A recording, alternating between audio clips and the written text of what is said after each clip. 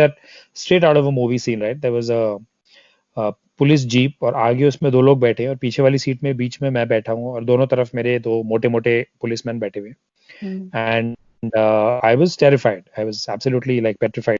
I'm Meenakshi Srivastava, your host for Inspiring Explorers, and I welcome you to the show Inspiring Explorers. Each week, I'll be interviewing some of the most successful personalities who will share with us their inspiring life journeys and some of the interesting travel experiences that are not limited to sightseeing. Guys, make sure you share this episode with your friends.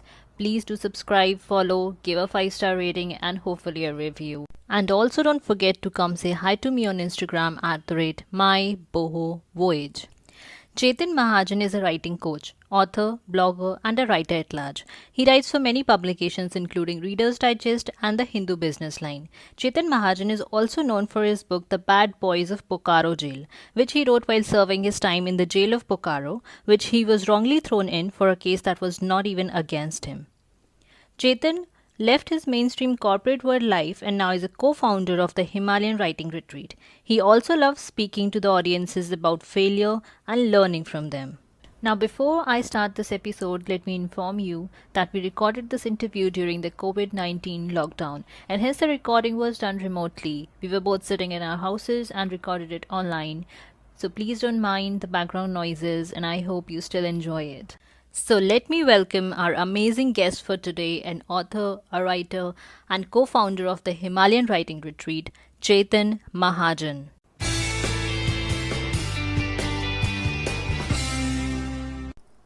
Welcome to the show, Chetan.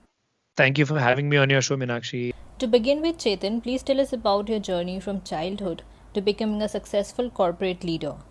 So I was a terrible student. I almost failed my class 10 and did terribly. And I was quite lost, like a lot of people tend to be in their early years. I didn't really have a clear passion. Everybody says find your passion and all that stuff. I didn't have a clear passion and I didn't know what I was interested in. So it was a set of default decisions. You tried to do the best that you could in whatever field was visible to you. I was terrible at math, so engineering was out. I was terrible at biology, so medicine was out. So after everything was done, I had decent English. I was okay with communication and interpersonal stuff.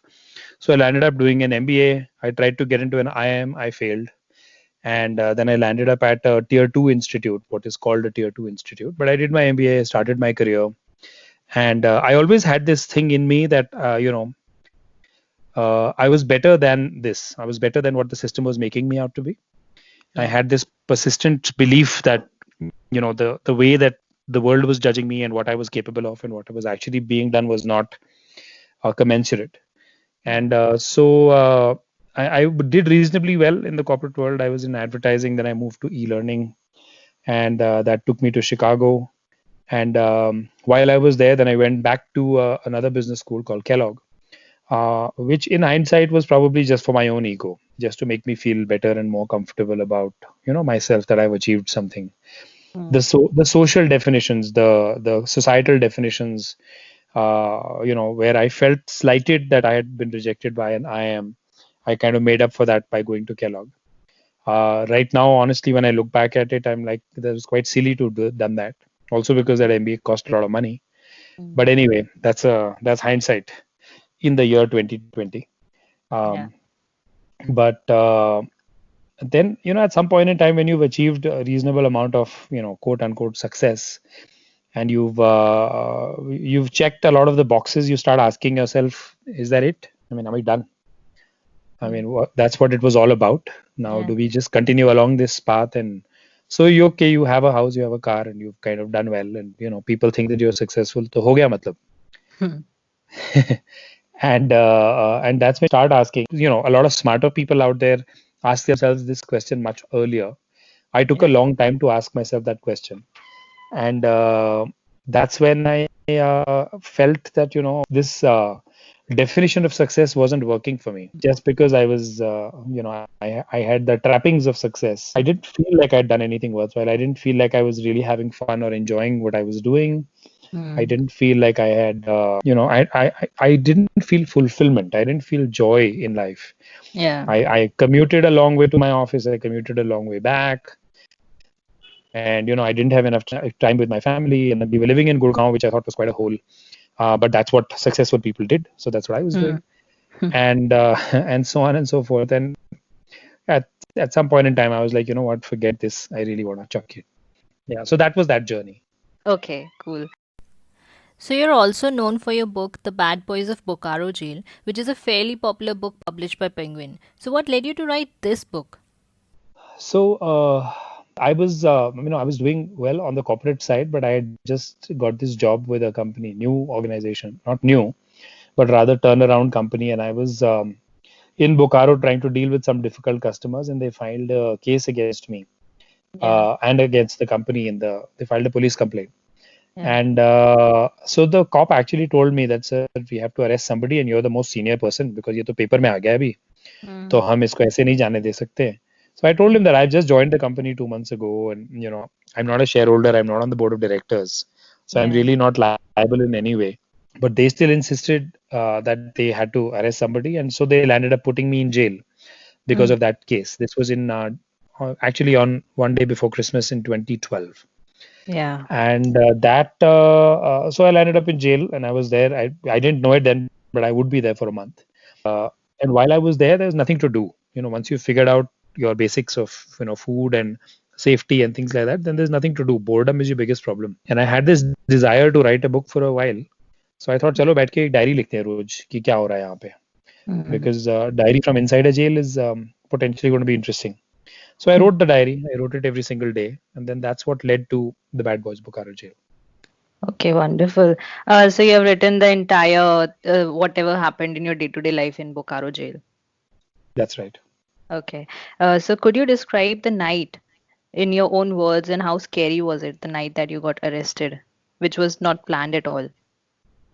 So yeah, so well, it was evening by the time they arrested me and took me, and first they have this medical checkup thing. I was in the police station, and then they have a process where you have to have a medical checkup, and then they put you in the. So it was that straight out of a movie scene, right? There was a police jeep और आगे उसमें दो लोग बैठे और पीछे वाली seat में बीच में मैं बैठा हूँ और दोनों तरफ मेरे दो मोटे मोटे पुलिसमैन बैठे हुए. And I was terrified. I was absolutely like petrified because this was never something I had ever considered in life कि ऐसा भी हो सकता है. I mean, it's just not on the list of things that can happen to you because I led a straightforward corporate life. Everything's gone as per the book. So suddenly this kind of thing coming out of nowhere is just completely bizarre. And so I was very, very terrified. And then the policeman told me I couldn't make any phone calls. So I had called my wife. I told her कि अब ये हो रहा है. And I may not be able to speak to you because they'll take my phone away. And then I left. And then I had to shut down the phone. And then I got to the police station. I turned in the thing, and it was, I think that was the most terrifying moment because it was all dark. It was nighttime. And this whole system, and you have to imagine this in like rural Jharkhand, which is like erstwhile Bihar, right? So सब लोग मतलब आपको एक तरह से देखते हैं कि चलो ये एक मोटा आसामी मिला है types. So it was all very, it was very, very scary. And then my laptop went off and my phone went off, and I just didn't know what would happen. I just had no idea about what would happen beyond this point. Would I get beaten? Would I get food? Would I be kept in some small cell somewhere? Would there be mice or bed bugs or what? I don't know. I had no idea. And I think that uncertainty made it very, very scary, very terrifying. So that first night I slept on the floor because that's what everybody did. And you don't have individual cells, so people actually sleep in something called a ward. And in a ward, it's usually, whatever, 25, 30 persons to each ward.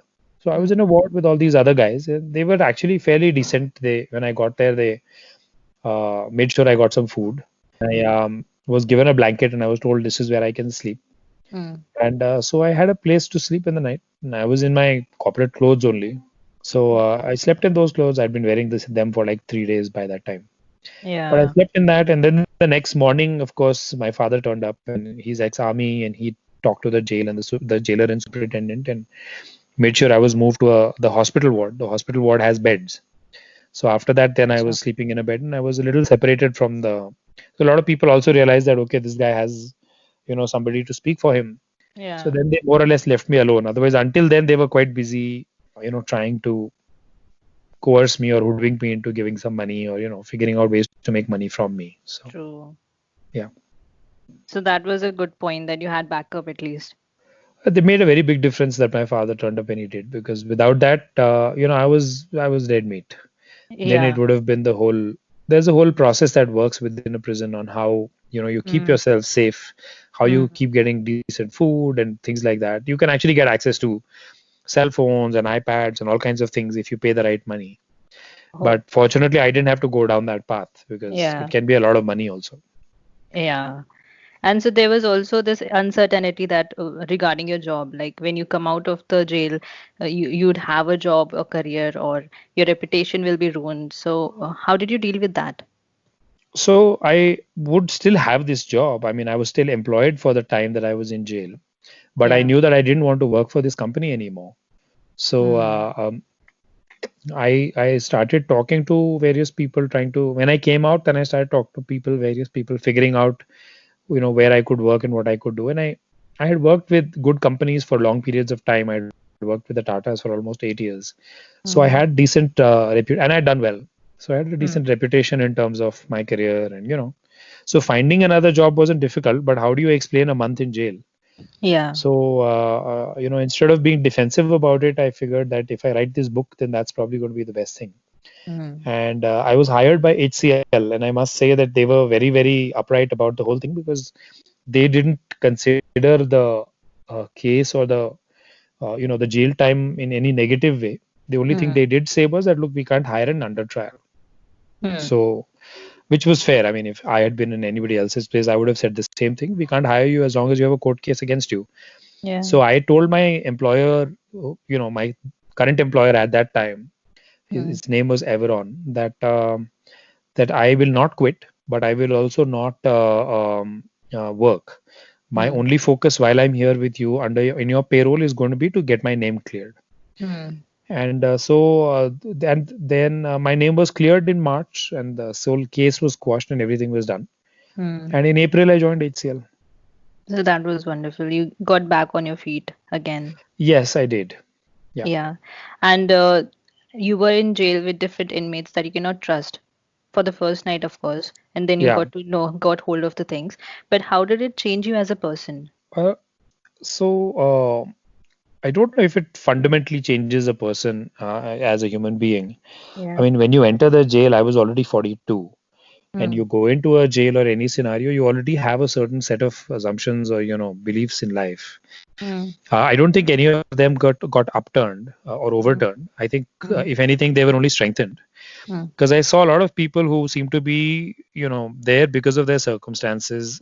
I saw a lot of people who had made bad choices because of their conditioning and their social influences. I did see a lot of people who thought in certain ways, whether it's about patriarchy, or whether it's about dowry, or whether it's about religion, Hmm.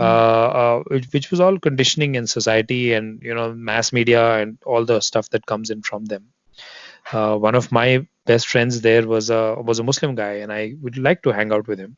Hmm. I thought he was a very decent man, Hmm. and so on. So I don't think it drastically changes you, but it does make you a little more aware of the plight of people you're able to relate to. Yeah. Otherwise you think, oh, jail gaya, so it seems to be like this big taint. Hmm. But when you're in a prison with a lot of other people who are with you, Yeah. yeah, you're one of them. I mean, अब मैं Yeah. भी निकलूंगा तो मेरे बारे में भी लोग बोलेंगे ये जेल गया है. Ah. So so one is, of course, writing the book and being able to protect or cover for myself. But Yeah. I'm educated, I'm literate, I'm articulate, so I have the ability to do that. A Hmm. lot of those people, I mean, some people were let out after a year, 18 months of having been an under trial with their name cleared. Yeah. Now, you can't go back to society and just expect that you'll get your job back, and your college or school will take you and everybody will consider you as normal. True. It might have taken 18 months of a process and your name might have been cleared, but वो Yeah. तो तब भी लोग तो बोलेंगे कि अरे वो तो जेल जाके आया है. हाँ, एक वो टेंट तो लग ही जाता है फिर. हाँ, so then that lives with you for the rest of your life. Hmm. So in that sense, I mean, I was there as an under trial for just a month, then I Hmm. got bail, and then my name was cleared, Hmm. and I had all these privileged people who were fighting for me, and I had money, and I had the ability to take that battle and win it. Yeah. But a lot of these people are uneducated, illiterate people who really don't have the ability to do any of these things, Hmm. and then they just suffer. They'll land Yeah. up in jail also for a lot longer than they need to be, or Hmm. then a lot longer than what is legal. Yeah. Because even the law says that you can only keep people in jail for so long. You can't keep them forever. Yeah. So all those things are always there. And that's something you just have to kind of you realize you do something about it, but there's not too much you can do about it. Yeah. Yeah. Keeping, that taint and everything that's going on in your head, and yet you kept positive all this time before you switched to becoming a businessman. But still, Yeah. for that duration, you felt something, थोड़ा तो लगता है दिमाग में depression सा. So was it happening to you? Absolutely. It's very depressing because when you're in jail, ek to you're by yourself. Hmm. You have zero connection with the outside world, so you can't talk to your loved ones, your friends, family, and any Yeah. any of those people. Hmm. It's very the uncertainty kills you. The Yeah. uncertainty of not knowing when you will get released. Hmm. Because it's not like you have a 7 year prison sentence. If you have a 7 year prison sentence, you know it's going to take 7 years, Hmm. right? But here, the uncertainty of how long will it take, and knowing the fact that you are completely innocent. Yeah. So all those things put together make it really Yeah. very very difficult. So I went through days when I didn't eat. I I cried a lot and I felt really bad. But then I Hmm. also did keep my chin up because I also did say that okay, I'm going to continue running. So I'm a runner, Hmm. and I was at that point in time preparing for a full marathon. Hmm. So I kept running inside the jail, and I got a reputation for that also. But the longest distance I ran inside the jail was 20 kilometers, Hmm. which and there was a tiny jail prison yard, which was like maybe a 100 meter loop. So doing 20 kilometers in that itself was quite crazy. Hmm. But then I did whatever I could to just stay productive and stay constructive. And writing the book was part of that process. But I kept writing because also it was one of the things I could do. You Yeah. could read, you could write, and you could run. Yeah. Those were the only things allowed. बाकी Yeah. और कुछ था ही नहीं. So I did all as much as I could. I read a lot also when I was there. So, firstly, to salute to your courage because you did not get disheartened and did not lose hope. Even though you were Yeah. not allowed to talk to a lot of people, your family was outside and you were obviously worried about them as well. But you kept calm. So, that's one thing which is very appreciating. So, after this, you decided, you got a job, you got on your feet. You decided to only switch to becoming a businessman without nothing. So, you created success out of nothing. So, how did that happen? Well, so like I was saying earlier, Hmm. once you've checked all these boxes of success, and then you start asking yourself, कि अब ऐसे ही चलेगा क्या? My wife has a very nice way of putting it because we built this house in Gurgaon, a Hmm. nice house and everything. But she was like, so now, I mean, is this where I get to die? I mean, Hmm. is this what it's going to be? Hmm. And that was just a very disheartening thought because both of us love the mountains, both of us love a simpler life. We didn't like all the shosha and all the glam of Gurgaon. Everybody's Hmm. flaunting big cars, and you're eating out and you're spending so much money and you're just living this highly consumerist life, and that's not who Hmm. we were. Hmm. And then the air quality problem there, of course, was a big disaster, and my son started wheezing, Hmm. and I think that was really the final straw because Hmm. of which we said that अब यहाँ नहीं रहना है. तो फिर the सवाल था कि अब कहाँ रहोगे.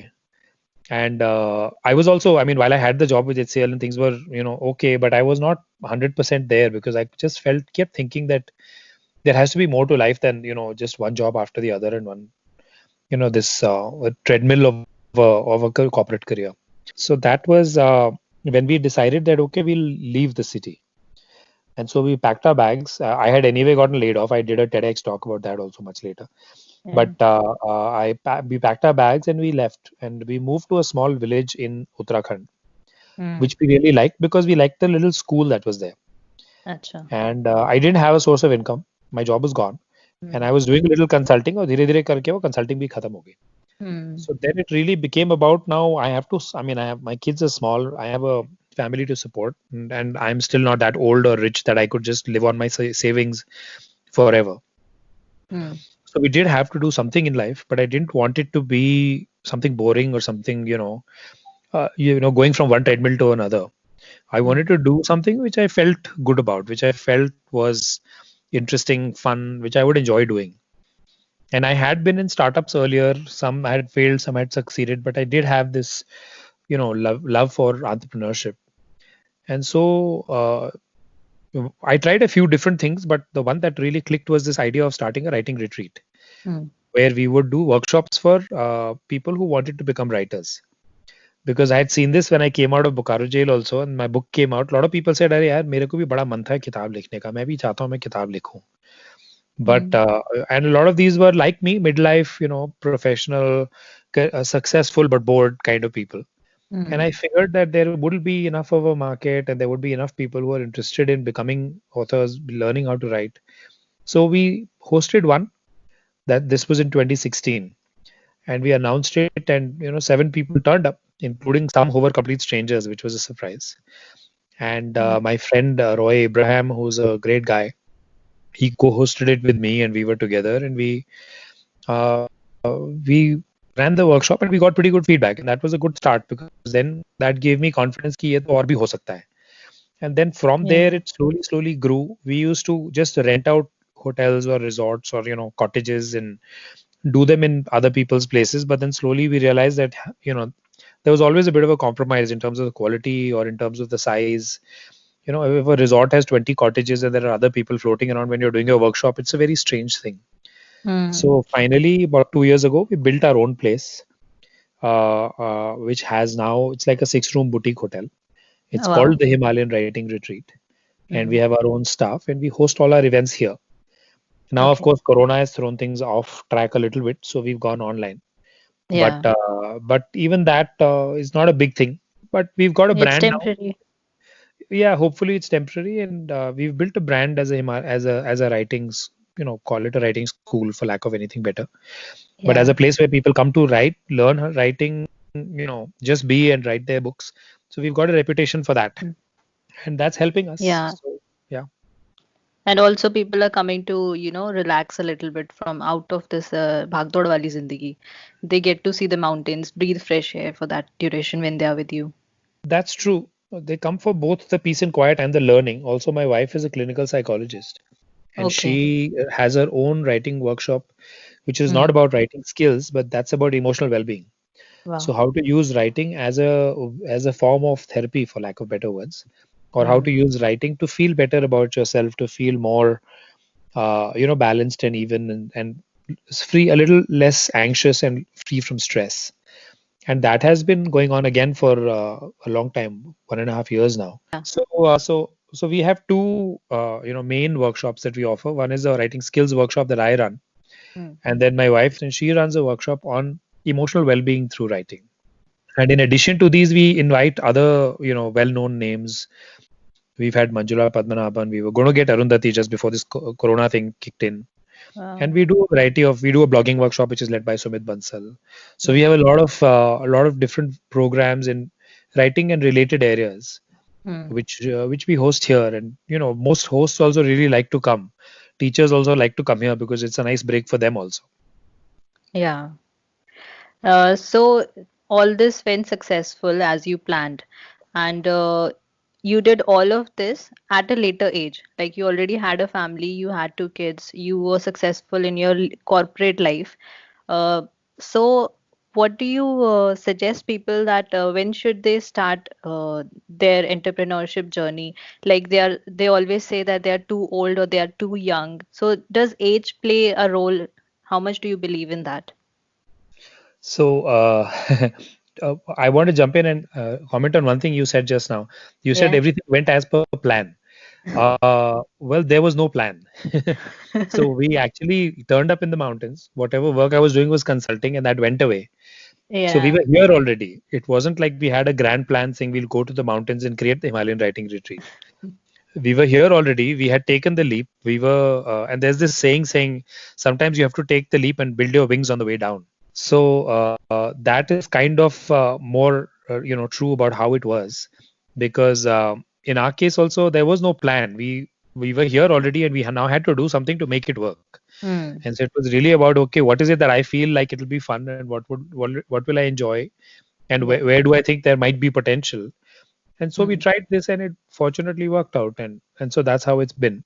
Okay. Now, coming to your question about age, I Yeah. don't think there is any age. In fact, I'm working on a book right now called Life Redesign, which is going to be about various people who have chosen to leave the mainstream and work on an alternative path. And when we talk to such people, there are people in their 20s, there are people in their 50s. Hmm. 60s people are more people who are coming to the mountains to retire. Before that, there are people in all ages who've chosen, an alternative path and who are doing something different, but who some, some have just worked in a company for a year and said, you know what, this is not for me, and they've left. So Yeah. I don't think there is any formula for this or any right age. Whether it's entrepreneurship or it's choosing an alternative life, it's really whenever you feel it's ready. Hmm. And I don't even think everybody has to try it or have to go that way. There's a lot of people who, feel completely comfortable and happy in the corporate world and in the city and like it there. Yeah. You were in US for Right. several years, and then you Yeah. were in Gurgaon, a metro city of India, which we know has pollution and a lot of various differences in culture. And then Right. you moved to a village. So Yeah. tell us the cultural differences, work cultures, and food, lifestyle, whatever was different that you observed and experienced. So culture is very, very wide, so it's very hard to pick on any one or two specific things. Hmm. But one of the things I really liked in the US was that this whole respect for labor thing. It didn't matter what you did, but if you were working, people respected you. Yeah. And there's the dignity of labor, and nobody judges you कि अरे ये तो झाड़ू मार रहा है या ये बर्तन करता है or anything like that. So that whole up or down thing does not exist anywhere in the US. Whereas in India, a lot of people have this very negative perception. So these labels, biases that people carry with them, which are very Hmm. negative and which really ऐसा नहीं होना चाहिए.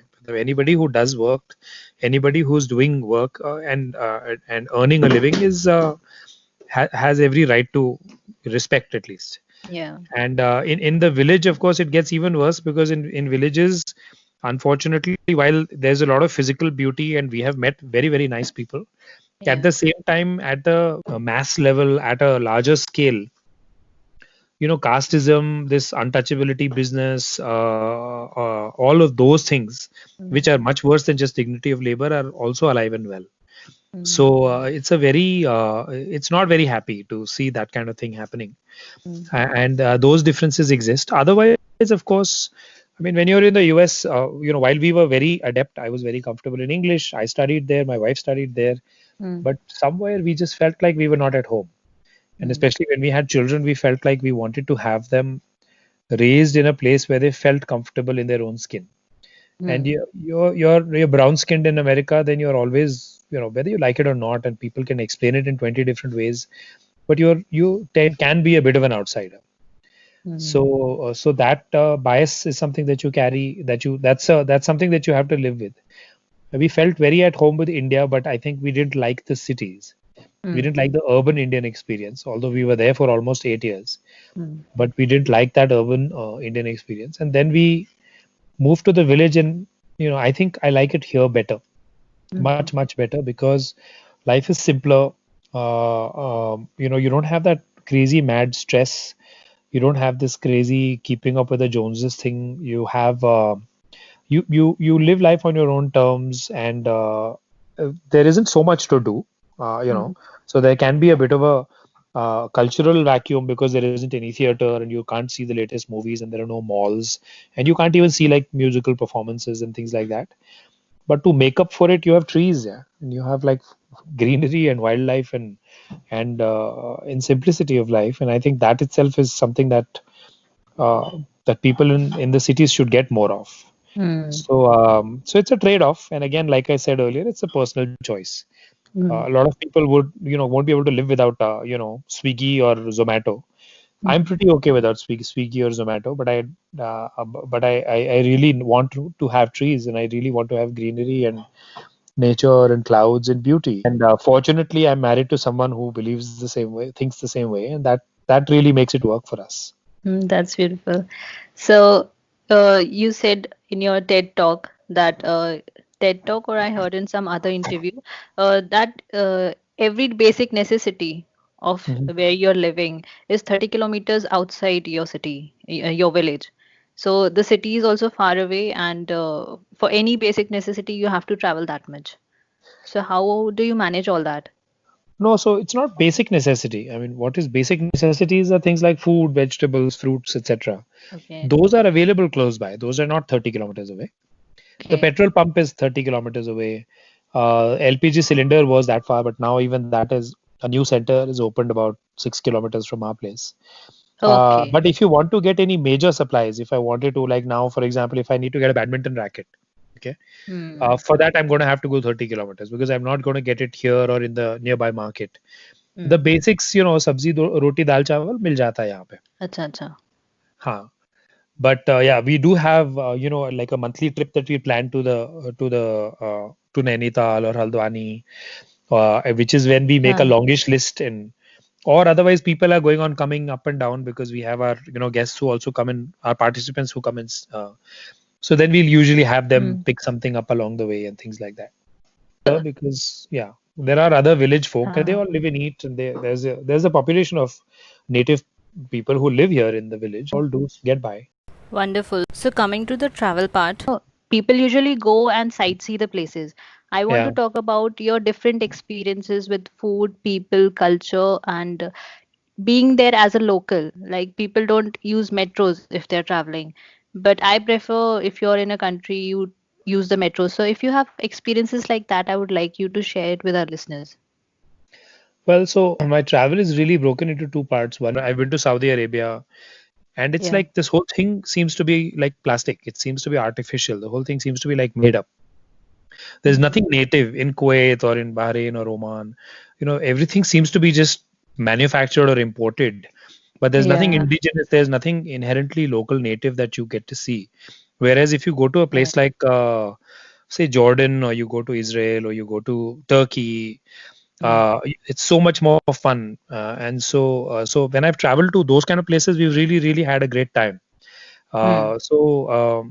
I mean, Turkey is one place which I really fondly remember because we stayed in Istanbul, and we had gone on a personal vacation, and we Okay. stayed there, and we stayed in the old city in a little hotel where you had to go up this little spiral staircase to even reach your room.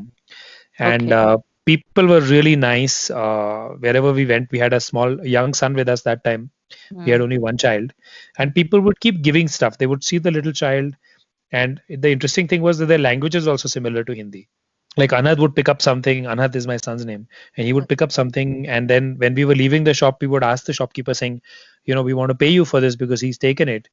Mm. And the person would say "Diya," Mm. which meant like that's a gift, you keep it. And we Yeah. came across that kind of an experience repeatedly in the Grand Bazaar, the old market of Turkey, and various other places. So I think those are really the warmer moments. Now we Acha. are planning a longer trip where we want to drive through Europe over a couple of months. Okay. We might have done it this summer if it hadn't been for coronavirus. Yeah. Now maybe we'll plan it next year. अभी तो हमको Mm. पहले पैसे जोड़ने पड़ेंगे. Mm. But but yeah, that's on the cards, so we'll do it sometime. beautiful experience. Any other experience that you have? Anything that comes to your head, if it comes. Well, there are lots of stories, but I mean, the one is Ah. of course being vegetarian in America. So I'm Yeah. now a non-vegetarian, but strangely enough, when I was in the US for 4 years, we were vegetarian, Yeah. and it was interesting and difficult, Mm. and also because I used to travel a lot. So in my Mm. travel, I would invariably be looking for Subway because Subway had good veggie options. It was the only place. But one Mm. time we couldn't find anything else, and we were driving, and so I stopped at a I don't know what the name of the place was, Mm. but I ordered, and we didn't want anything with meat in it, so we saw Mm. cheeseburger, and we ordered the cheeseburger, thinking, "Chalo cheeseburger hai, to cheese ka hoga." And Mm. then of course the thing turned up, and it had a massive beef patty in the middle. And Mm. then we told him कि हमने तो cheeseburger बोले थे, तो Cheese. cheeseburger में beef तो होता ही है. So that kind of thing was a learning process for us. Yeah. And then the other place which I remember where we actually felt very at home was in Puerto Rico, where Mm. एक तो वहाँ पे their local snack is very much like a pakoda. So that was very Acha. nice. But the one which really stands out in my mind was in Puerto Rico, there is this place where, of the bioluminescent plankton, where because of movement, they glow. So we had taken canoes and we had gone and we were rowing our way into this bay. And as we were Mm. rowing, we slowly realized that every time we would put our chappu in the water, And when the chappu moved, there would be a halo around the chappu because the plankton itself would glow because of kinetic energy. So we had this beautiful experience. We went into the bay, we loafed around, we came back, and then one of the people who was there for the tour, who was a complete stranger, didn't know anybody else, dug out this massive jug of something called sangria, which we had never had before. Acha. And it was this drink made with citrus fruit and red wine and various other things. And then she just handed glasses out to, there were some 5, 6 of us, and she handed glasses out to everybody. And after that beautiful experience of the bay, we all sat and we chatted. Complete strangers at like 11 in the night because we have to go after dark. And we sat and we had this lady sangria and we spoke to each other. And it was like a most beautiful moment where it was unexpected. It was not in the plan. Nobody said कि आपको ऐसा भी कुछ मिलेगा. Package में नहीं था ये. Somebody's large-heartedness because of which I still remember it. It's been what 15, 16 years, but I still remember it fondly as one of those really nice times. And we spoke. There was a middle-aged lady with her son who was a college-going kid, and they are the ones who had got the sangria, and we all sat and we were whatever 5, 6 strangers, and we all sat there on the ground only. We all had her sangria. We talked about where we were from, and we became kind of sort of friends, and it was nice. It was very unexpected, very beautiful in its own way. The other really odd experience I had was when I traveled to Saudi Arabia. So I went to the museum, and the museum was just about the current king. It was like a fan thing for the current king only, and food and all was okay, but not so great. And I was there on a business trip, and I met this guy. He was our business partner, and he was somebody who spent half the time in the US and the other half in Saudi. And when I was leaving, he gave me this very nice gift and very nicely packed and everything. And I was like, "Chalo, pata nahi kya kuch hoga." And when I opened it out, it was an abaya. An abaya is the head to toe, black cloth covering that all these Muslim women wear. And I was really thinking to myself, saying, why did he gift me this? Because does he really expect my wife to wear this? And this was especially surprising because this is a guy who was married to an American woman who had 3 children in the US. And he spent half his time in the US and half his time in Saudi. And yet his gift to me was an abaya. So I thought that was quite bizarre. But Yes, it was. so it takes all kinds, I guess. But yeah. Yeah. Wonderful. So did your wife wear that abaya? No. Okay. It's very pretty, by the way, because it was like Ah. black, embroidered very nicely, and the cloth was very nice and all. Come to the end of the interview. First, one more thing, to write a blog on Uncity. So what Yeah. is that blog about? So when I had moved here, and like I told you, I was, first I was consulting, then for a while I was unemployed. But there was lots of interesting things that I saw around us, the life that and how it was different, and how people were different, and how things worked differently. And I just wanted to share that. And so I started this blog, which was Uncity blog, which was really about the differences between urban life and the decision that we had made to leave the city. It wasn't written with any goal of commercial goal or anything. It was just me. It was just a hobby for me, just sharing what I saw and how interesting it was. So, lastly, a message for our listeners. Like how you embraced your failures. You had multiple laid-offs and you had a dark phase in your life, and yet you maintained your cool and you went towards the positive rather than being on the negative. Well, I think there's 2 parts to it really. First is you always have to keep hope, and the second is you have to do stuff. So it's nice to be hopeful. If you don't have hope, then you can't get anywhere. But hope by itself is not enough. The second part to hope is action. You have to do things. If I had stayed hopeful in jail but I hadn't written the diary, then I wouldn't have been able to say that okay, I'll write a book. So whatever was available to me, I was able to run, I ran. I was able to read, I read. I was able to write, I wrote. So I think you have to always do things. Same for coming here. After we moved to the mountains, I tried creating motorcycle tours. I tried teaching at a business school. I tried creating the Himalayan writing retreat, and then something clicked, and then I was finally realized that okay, the Himalayan writing retreat is probably where I so and something new was born. So when you find yourself in a dark spot, first is to stay hopeful, but the second is also to look at okay, what are the options available? What all do I have in my toolkit? What can I build something out of? And with that as your building block, start working and try things out. Because hope needs action to manifest itself.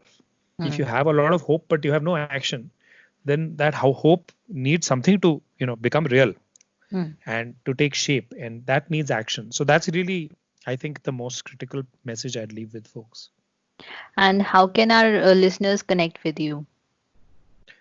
Chetan at HimalayanWritingRetreat.com, that's my email address. Otherwise, there's a whole bunch of stuff that's out there on the internet. Our website, the HimalayanWritingRetreat.com website, also has ways to get in touch with me and things like that. It's all Yeah. I'm quite easy to find online. Instagram, LinkedIn, even Twitter. Okay, wonderful. So Chetan, this was amazing. I had so many insightful and inspiring things to know. And thank you so much for your time. It was lovely talking to you. Thank you for having me on your show, Meenakshi, and all the best. Thank you. So, this was Chetan's journey so far, and I hope it was insightful. Thank you so much for giving your precious time to this podcast. If this episode was inspiring and insightful, please do drop a comment on my Instagram and YouTube at the rate mybohovoyage. Please do subscribe and give a 5-star rating and hopefully write a review for Inspiring Explorers. Also, please don't forget to connect with me on Instagram and YouTube. Drop me a hi or send me a comment so that I know we are in this journey together. This is Meenakshi Srivastava, your host for Inspiring Explorers, saying goodbye. See you next week with an amazing, inspiring interview. Till then, take care.